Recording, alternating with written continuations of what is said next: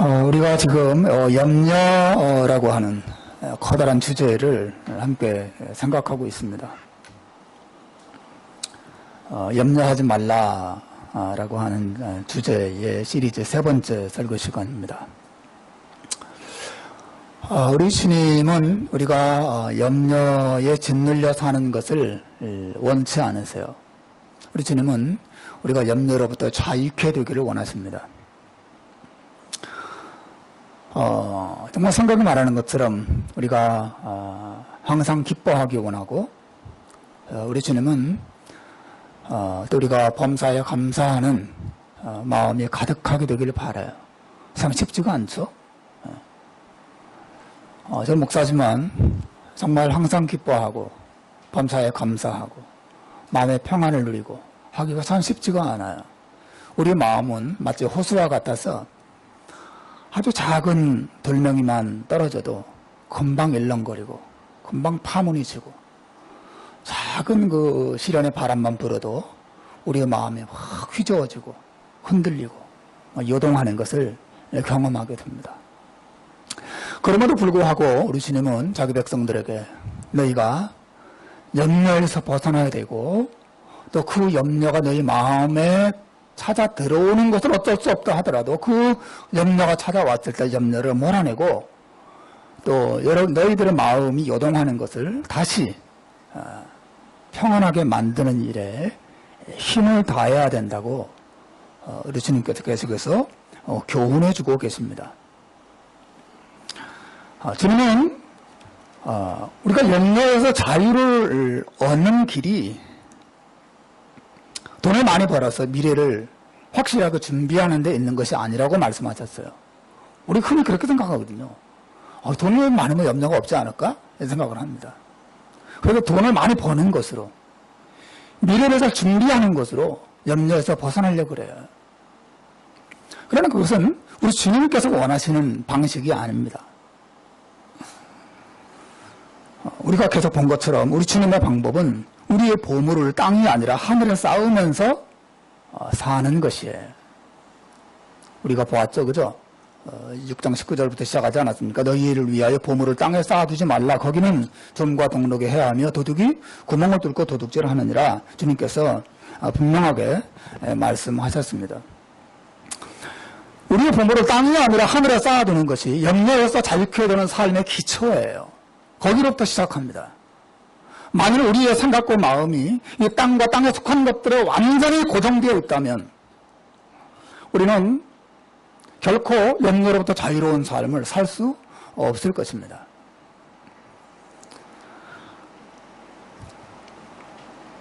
왜냐하면 이 땅에 있는 모든 것들은 변약무사입니다. 변약무사. 이 변약무사가 뭐냐면 변하고 약해지고 무너지고 사라진다 그런 뜻입니다. 땅에 있는 모든 것들은 변약무사예요. 항상 변합니다. 항상 무너지게 되어 있어요. 그리고 사라집니다. 약합니다. 그러므로 여러분 땅에 있는 것들에 내 마음을 두고 그것을 보물로 삼고 살아간다면 그것들이 변하고 약해지고 무너지고 사라질 때 내 마음도 함께 변하고 약해지고 무너지고 사라지고 깨지고 흔들리고 절망에 빠지게 되는 것이죠. 그러니까 우리의 마음을 어디에다 두느냐가 대단히 중요하다 저는 말씀하세요. 우리의 마음의 보물을 땅에 쌓아두지 말고 하늘에 쌓아둘 것을 주님께서 말씀하셨죠. 그것은 우리가 이 땅에서 먹고 사는 문제가 중요하긴 하지만 신자들이 이 땅에 먹고 사는 그것이 전부가 아니라는 사실을 항상 기억하고 살아야 한다는 것을 의미합니다. 우리에게는 하나님이 계시고 우리에게는 하나님의 나라가 있어요. 여러분 믿으시길 바랍니다. 이 세상이 전부가 아니에요. 우리가 다 아는 내용 아닙니까? 그래서 잊어버리고 살아요. 이 땅이 전부인 것처럼 생각하고 살아요. 그게 염려의 원인이라고 우리 주님께서 말씀하셨어요. 저는 나에게 하늘이 있고 하나님이 계시다는 사실을 생각하지 않을 때 나도 인간이기 때문에 막 흔들리고 막 염려하고 두려워하고 분노하고 막 평강을 잃어버릴 때가 많이 있습니다. 그러나 나에게 하나님이 계시지. 맞아, 이 세상을 떠나면 나에게 하늘이 있지. 하나님 나라의 영광이 나를 기다리고 있지.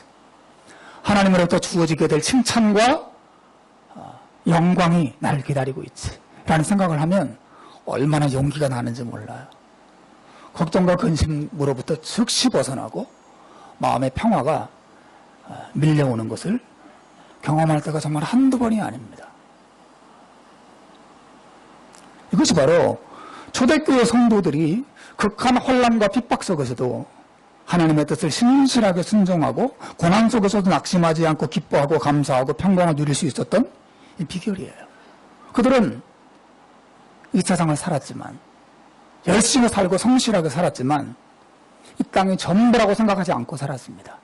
그렇기 때문에 땅에 있는 모든 것들이 무너질 때, 그리고 원수들이 그들의 재산을 빼앗고 그들의 목숨을 빼앗을 그 순간조차도 그들의 마음의 평안과 담대함들은 사라지지 않을 수 있었습니다. 우리 주님의 말씀은 너무 중요한 거죠. 우리의 생각과 마음을 땅에 두느냐 하늘에 두느냐가 염려를 결정하는 중요한 삶의 원리가 된다는 사실을 말씀하셨어요. 여러분, 세상 염려에 빠져 사는 삶이 왜 그렇게 위험한 걸까요? 왜 염려 속에 빠져 살아서는 안 되는 것인가? 21절에 보시면 우리 주님이 그 이유를 이렇게 말씀하셨어요. 21절 한번 읽어봅시다. 시작. 예, 내 보물이 있는 그곳에는 내 마음도 있느니라. 이렇게 돼요. 이게 19절, 20절을 지나서 21절에서 주님 하신 말씀이거든요. 21절 맨 앞에는 왜냐하면이라고 하는 접속사가 사실은 깃들어 있습니다. 헬라어 원문에 보면.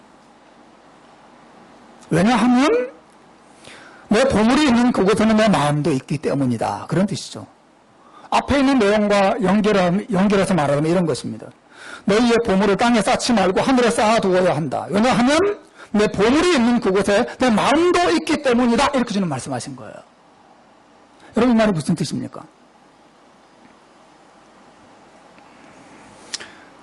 우선 무엇을 보물로 삼느냐에 따라서, 혹은 보물을 어디에다 두느냐에 따라서, 혹은 내가 보물로 삼고 있는 그것에 어떤 일이 일어나느냐에 따라서 내 마음이 결정적인 영향을 받기 때문이라고 하는 거예요. 내 마음이. 왜 우리가 염려하고 살아서는 안 됩니까? 왜냐하면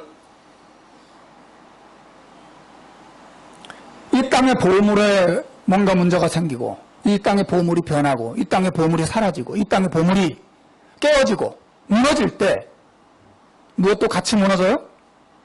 마음도 같이 무너지는 것입니다.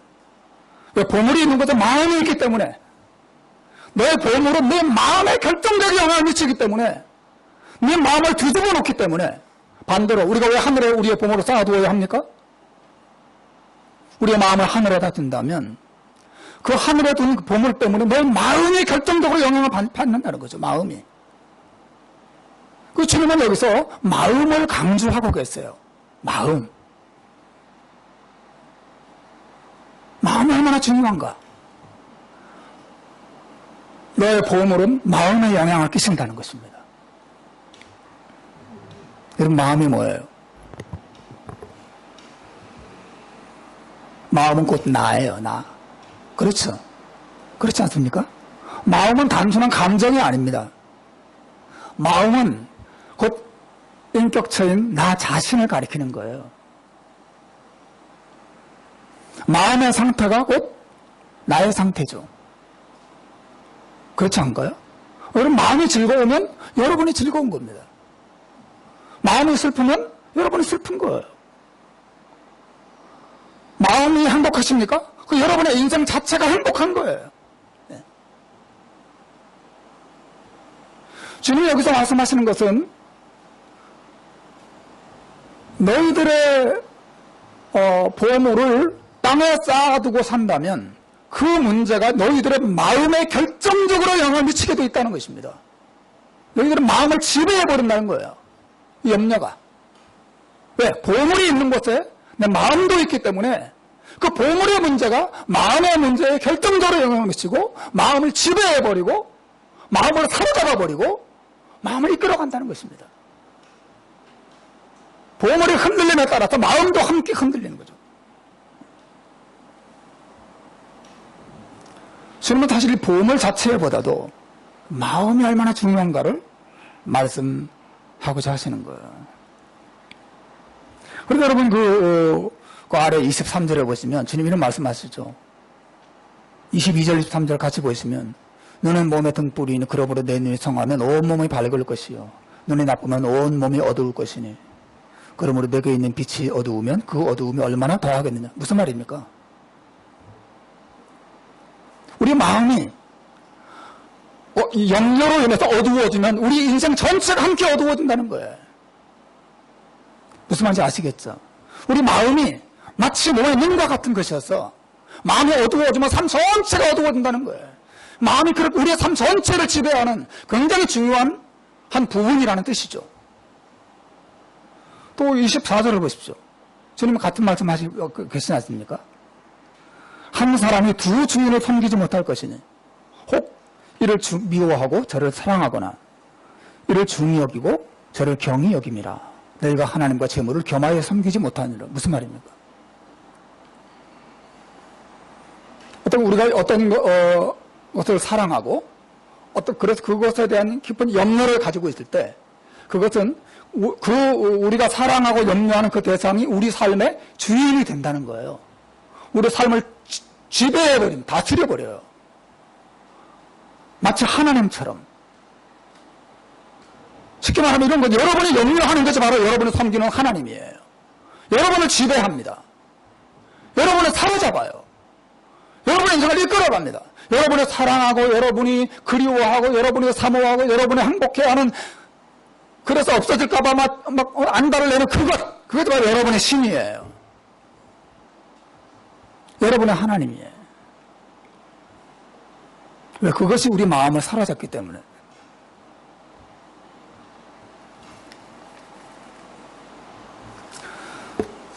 그 주님께서 여기서 염려가 얼마나 위험한 것인가를 말씀하고 계십니다. 여러분의 마음이 염려로 가득 차게 될 때 여러분은 사실은 여러분의 인생을 염려에 빼앗기는 것입니다. 염려에 내어줘버리는 거예요. 더 정확히 말하면 여러분이 염려하는 대상에게 여러분의 인생을 바치는 것입니다. 그만큼 위험한 거예요. 이게 주님의 관점입니다.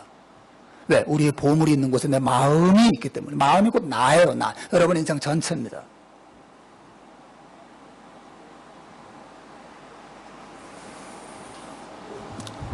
따라서 여러분, 주님의 강조점은 신자가 무엇이 자신의 마음을 지배하도록 할 것인가에 아주 주의하고 조심해야 된다고 말씀하시는 거예요.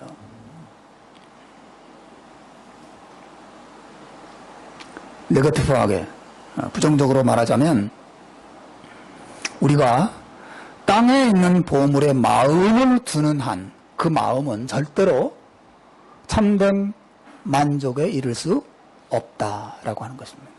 염려에서 벗어날 수가 없어요. 왜? 마음이 거기 있기 때문에. 여러분의 마음이 어디 있으세요?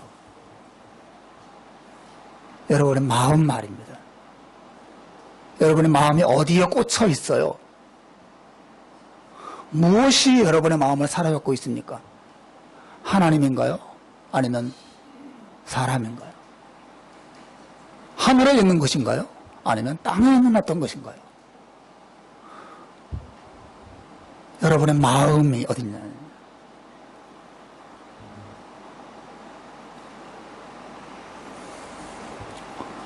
여러분의 마음이 이 세상에만 있다면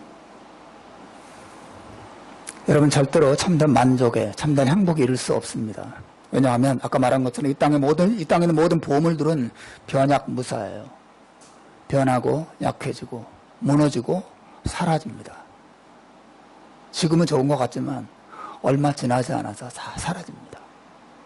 변합니다. 무너지고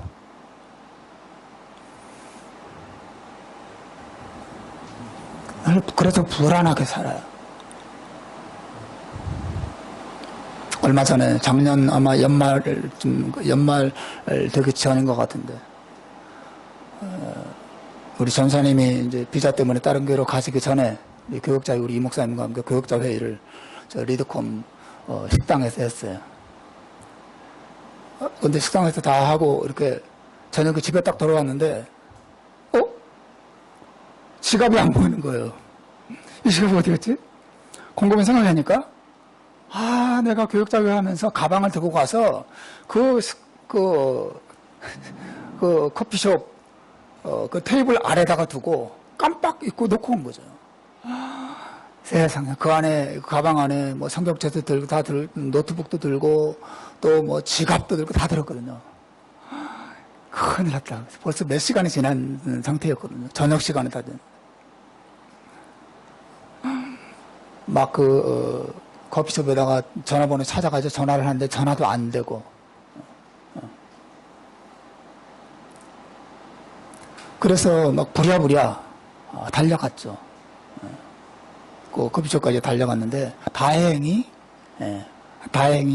그 주인이 그 가방을 찾아가지고 잘 킵하고 있었어요. 근데 정말 그 커피숍에 가서 그 가방이 무사하다는 사실을 알기 전까지는 계속 가슴이 콩콩콩콩콩콩콩 뛰고 이거 없어지면 어떡하나. 그때 그 가방 안에 교회 헌금도 들어있었어요. 근데 아무도 몰랐어요. 교회 헌금도 들어있어서 이걸 디포트 해야 되는데 못하고 있었던 거죠. 얼마나 가슴이 뛰겠습니까? 그거 없어지면 어떡하나. 가면서 막 계속 콩콩콩콩 뛰고. 가니까 다행히 그 지갑이 안전하고 가방도 안전해서 그리고 딱 열어보니까 그 헌금도 안전하고 그래서 하나님께 감사했던 기억이 납니다. 여러분, 많은 사람들이 마치 돈이 가득한 가방을 식당에 두고 온 사람처럼 살아가요. 불안 속에 사는 거죠. 자식에 대한 염려, 자기 건강에 대한 염려, 또 자기 사업처에 대한 염려, 온갖 염려와 불안 속에 자기가 보물로 여기는 것이 없어지면 어떻게 할까? 사라지면 어떻게 할까 하는 그 불안 속에서 하루하루 살아갑니다. 왜 그래요? 그래서 그들의 마음이 이 땅에 있는 것들로 가득 차 있기 때문에 그렇습니다. 사실은. 근데 그것들을 보물로 여기기 때문에 그렇습니다. 늘 불안한 것이. 주님의 가르침에 따르면 우리는 우리 마음을 이 땅에 속한 것들에 다 빼앗기면 안 되고 오직 우리의 마음을 하나님께만 드려야 하고 하나님이 우리의 마음을 다스리도록 해야 된다고 교훈하고 계십니다. 왜냐하면 사람의 마음은 하나님이 만드셨고 오직 하나님만의 그 마음을 다스리시고 또 그 마음에 참된 만족과 또 기쁨을 주실 수 있고 또 그 만족을 채워줄 수 있기 때문에 그렇습니다. 사람의 마음은 아주 신비해요. 여러분 자동차도 휘발유 넣는 자동차가 이게 엔진에 따로 있고 경유 넣는 엔진에 따로 있고 그죠? 또 이렇게 잔디 깎는 기계 같은 경우는 석유 넣는 엔진에 따로 있고 그렇지 않습니까? 그죠? 또 휘발유를 넣어야 되는 그 기계에 맹물을 갖다 붓는다든지 아니면 시궁창물을 갖다 붓는다든지 어떻게 되겠어요? 엔진 다 망가지고 제대로 작동도 하지 않을 겁니다. 그렇죠? 인간의 마음은 하나님이 만드신 정교한 기계와 같아서 오직 하나님의 은혜와 사랑으로만 채워주고 기쁨을 얻고 만족을 누릴 수 있어요. 그런데 그것을 세상에 속한 하나님이 아닌 다른 것으로 그 마음을 가득 채우게 될 때 그 마음은 고장이 나고 제대로 기능하지 못하고 그 마음은 망가지게 되죠. 참된 만족을 얻지 못합니다. 인간의 마음이 얼마나 간사한지 몰라요. 좋은 것을 많이 찾지만 그것을 얻어도 우리의 마음은 금방 그것에 익숙해지고 실증을 느낀다는 것이죠. 만족을 쉽게 얻지 못해, 인간의 마음이. 제가 어린 시절 참 가난하게 살았는데 저기 지금도 기억이 나요. 아, 우리 집 제발 이렇게 바깥에 챙이 있는 앞마당에 이렇게 들어가면 이렇게 그 처마에 긴 챙이 이렇게 나온 그런 집이 되게 좋아 보이더라고. 야, 우리 집도 저런 거 하나 있으면 좋겠다. 그런 생각도 많이 했던 기억이 나고, 또 제발 내 방 하나 있었으면 좋겠다 하는 것도 이제, 우리 뭐 5식구가 한 방에서 살았으니까, 바글바글 살았으니까, 아들 셋에 우리 엄마 아빠가 같이 그냥 한 방에서 날마다 자고 그랬으니까, 얼마나 지금 생각해보면 우리 부모님이 야, 어떻게 사셨을까 싶어요. 지금 저희 집은 뭐 애 셋이니까 애 다 커서 방도 4개나 되고 앞마당도 있고 뒷마당도 있고 많이 있죠. 하지만 그 어릴 때 조그만 방이라도 하나 더 있으면 좋겠다라고 생각했던 그 마음은 벌써 다 사라졌어요. 방이 여러 개 있고 옛날에 살던 집에 비해서 훨씬 더 좋은 집이긴 하지만 그 집이 나에게 주는 만족이라고 하는 것은 얼마 되지 않고 금방 사라지는 것이죠. 그 만족이라고 하는 것이. 저는 곰곰이 그런 생각합니다. 우리가 이 땅에 있는 것으로 만족을 얻으려고 하는 것은 마치 손으로 물을 옮겨 잡으려고 하는 것과 똑같다는 생각이 들어요. 뭔가 잠깐 얻어서 만족을 얻는 것 같지만 금방 빠져나와요. 잠깐 만족을 얻는 것 같지만 금방 실증을 느낍니다. 여러분, 이 세상의 것들은 우리의 마음을 즐거움으로 가득 채울 수가 없어요. 우리의 마음은 영원한 깊이를 가졌습니다. 제가 자주 말하지만 우리의 이 영원한 이 욕망을 채울 수 있는 분은 오직 영원하신 하나님밖에 없음을 여러분 믿으시길 바랍니다. 하나님만이 영원한 은혜와 사랑으로 우리의 마음을 채울 수 있어요. 그런데 여러분, 불행하게도 이 시대의 세계관은 뭐예요? 하나님이 없다는 거 아닙니까? 가장 불행한 사람이 그런 사람들이에요. 이 시대 사람들은 그런 생각을 가지고 있습니다. 하나님은 없다. 모든 것이 우연히 생겼다.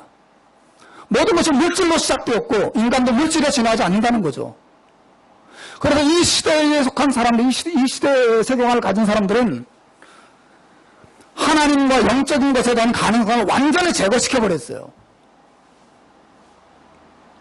그래서 마음도 물질적인 것으로만 채우려고 그래요. 정말 이해하시겠죠? 자기 영혼에 대한 개념 자체가 없어졌어요. 하나님으로 내 마음을 채운다는 거? 개념 자체가 없습니다. 오직 그들의 생각과 마음은 무엇을 먹을까, 무엇을 마실까, 어떻게 즐길까, 온통 그런 생각밖에 없어요. 내 영혼이 어떻게 하나님과 만나서 하나님의 은혜와 사랑으로 내 마음을 가득 채울 것인가에 대한 욕망 자체가 이 세상 사람들에게는 없는 거예요. 그런데 그들의 보물은 온통 이 땅에만 있는 거죠. 하늘과 하나님과 내 영혼의 만남, 이런 것에 대한 개념이 필수들에게 없어요. 여러분 생각해 보세요. 어떤 위대한 음악가가 아주 정말 탁월한 음악을 막 작곡하려고 애를 쓰는데 아무리 막 그 곡을 생각하려고 해도 만족이 안 돼서 힘들어할 때 그 예술가의 그 이 갈증, 갈망, 그것을 사탕 하나로 채우라고, 사탕 하나 드시라고, 힘내라고 하면 그게 채워지겠어요? 예술가의 그 예술적인 갈망은 물질적인 것으로 돈 많이 쓴다고 채워지는 게 아니에요. 하물며 여러분, 우리 영혼의 갈망을 물질로 채우려고 한다니 이 바보 같은 짓이죠. 채워지지가 않습니다.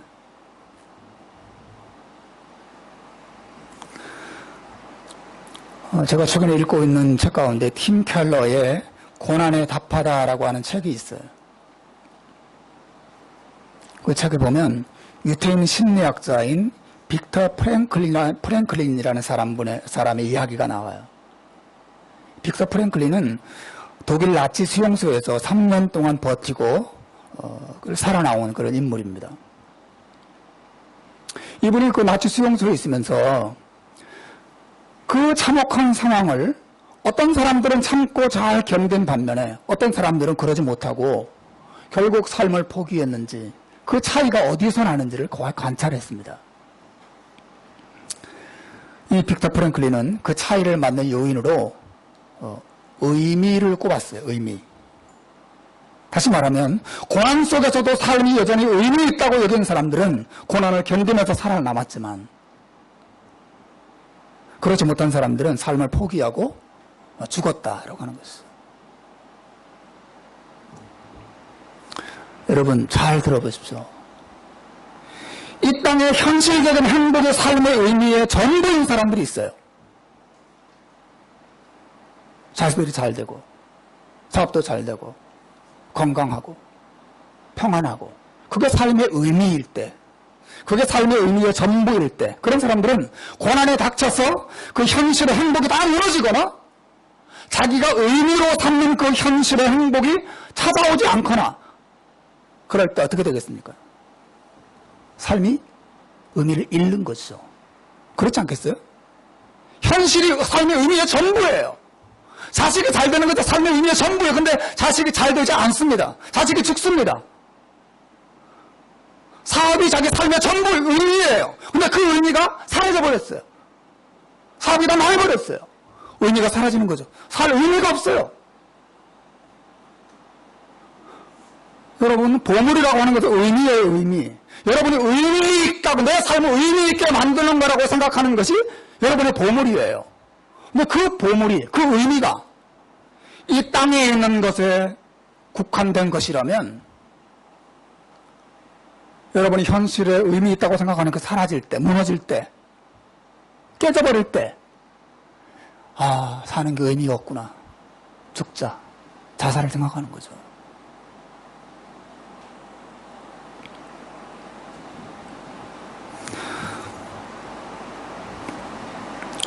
그래서 이 팀 켈러라고 하는 분이 이렇게 말합니다. 삶의 의미와 목적을, 자신의 삶을 의미 있고 가치 있게 만드는 대상을 이 땅이 아니라 하늘에 두십시오. 그렇게 말했어요.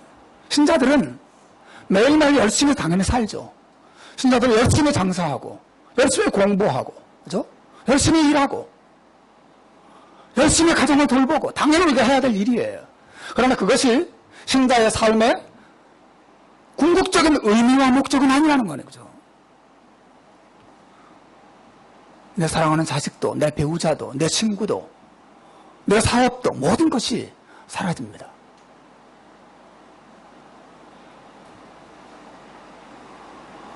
저도 자꾸 이제 흰머리가 생기고, 코털도 흰머리 하얘지는 것 같아. 코털도 하얘지고, 자꾸 나이가 들고, 쇠약해져 갑니다. 늙음이라고 하는 것이 내가 찾아올 때, 사람들은, 그래서 다시 말하면 젊음이 사라질 때, 삶의 의미를 잃어버리는 것처럼 느끼는 때가 있어요. 예? 아, 나도 늙었구나. 나도 늙어가는구나. 그래서 그 늙음을 받아들이기 상당히 힘들어하는 그런 순간이 있죠.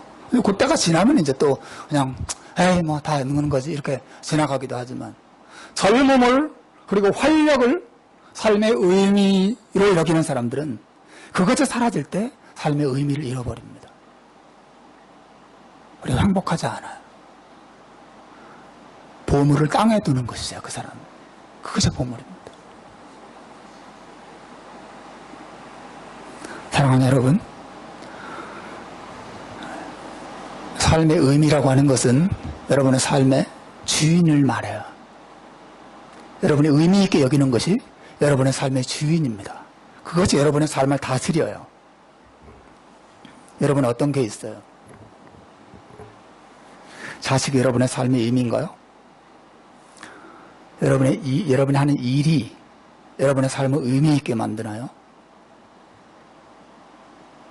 무엇이 여러분의 삶을 의미 있게 만듭니까? 건강이 삶의 의미 있게 하나요? 건강을 잃어버리면, 그죠? 양쪽 눈은 다 보이지 않는 사람 생각해 보세요. 삶에 의미 있겠어요? 예? 앞이 안 보이는 거죠, 이제. 삶의 의미를 잃고 시리에 빠져서 좌절하는 것이죠. 건강이 삶의 의미인 거예요, 그 사람에게는. 그것이 그 사람을 지배하는 것입니다. 오늘 본문에 보면 우리 주님께서 사람이 자기 마음에 모실 수 있는 주인은 단 둘밖에 없다는 거예요. 하나님이냐, 세상이냐. 24절을 보십시오. 거기 보면 주님께서 한 사람이 두 주인을 섬길 수 없다. 너희가 하나님과 재물을 겸하여 섬기지 못한다. 이렇게 분명히 말씀하십니다. 여러분, 우리가 염려에서 벗어나고 염려에서 참된 자유를 얻을 수 있는 방법이 어디 있습니까? 하나님께 우리의 삶의 의미를 두는 것인 줄 믿습니다. 하나님을 여러분의 삶의 의미로 삼고 하나님을 여러분의 삶의 목적으로 삼을 때 매일매일 열심히 성실하게 살아가면서도 때로는 그 모든 것들을 흔들리고 무너지는 순간에도 그 하나님 때문에 여러분의 삶은 흔들리지 않고 무너지지 않고 의미를 잃어버리지 않고 그 하나님 안에서 평안을 누리고 소망을 가질 수 있는 줄로 믿습니다. 이것이 우리 주님께서 가르쳐 주신 우리 신자들의 삶의 방식이에요.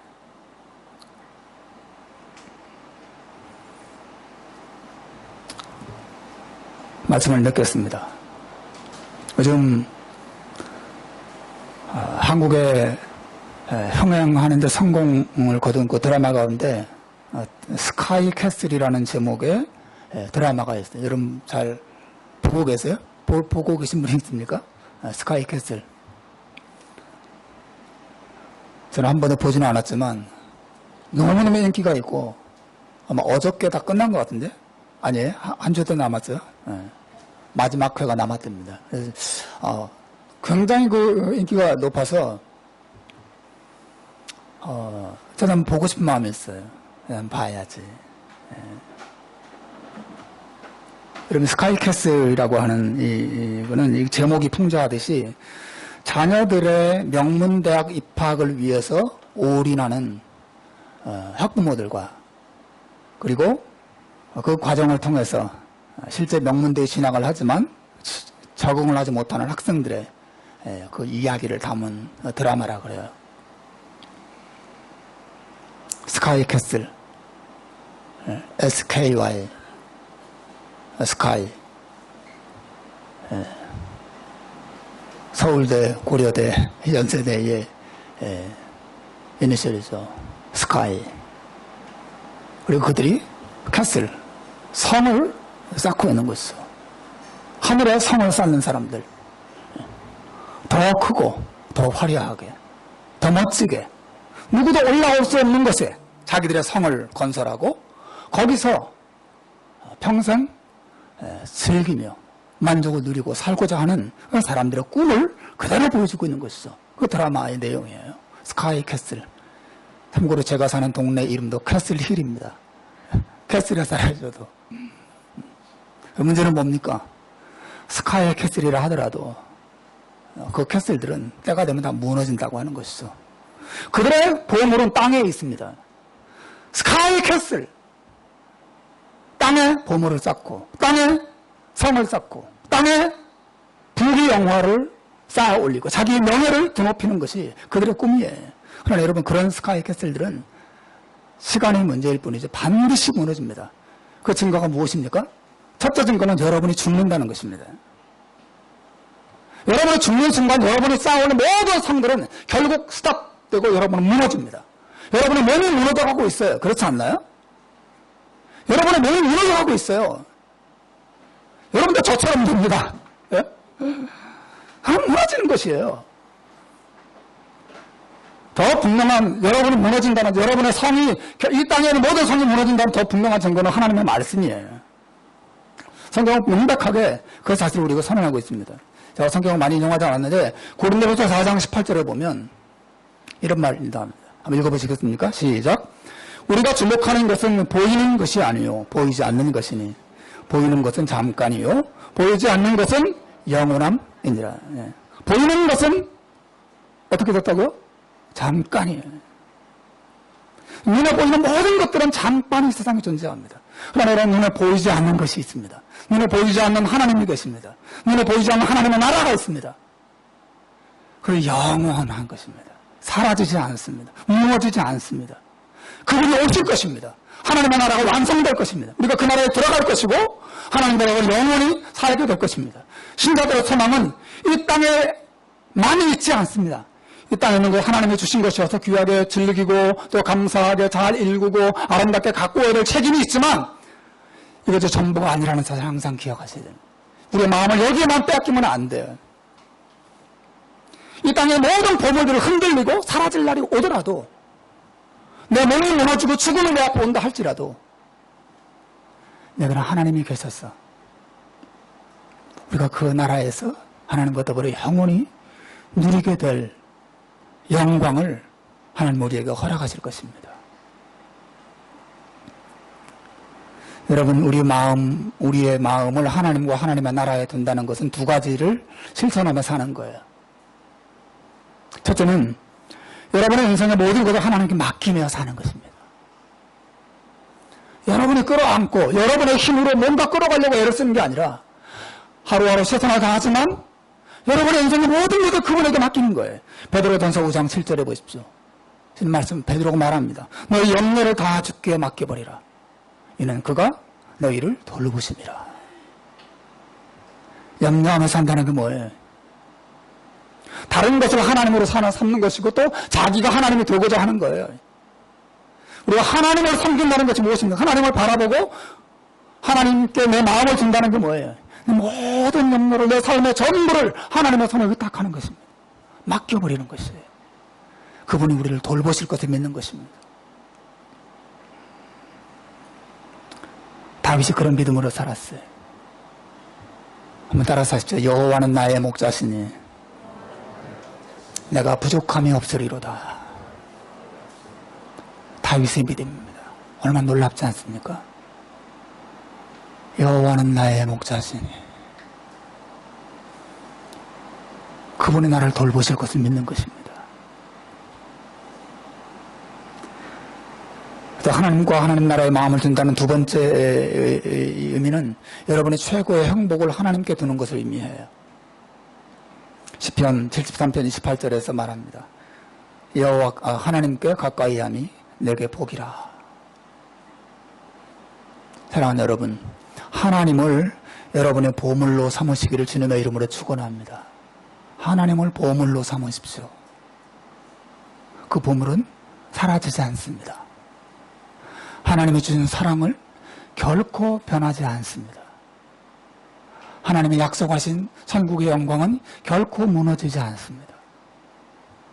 그분은 우리의 창조주이시고 우리의 구원자이십니다. 여러분의 삶을 정말 하나님께 두고 하나님 나라에 두고 그분의 뜻을 위해서 살아갈 때 하나님께서 이 현실에 있는 모든 것들도 함께 책임져 주시고 인도해 갈 줄로 믿습니다. 기도하겠습니다.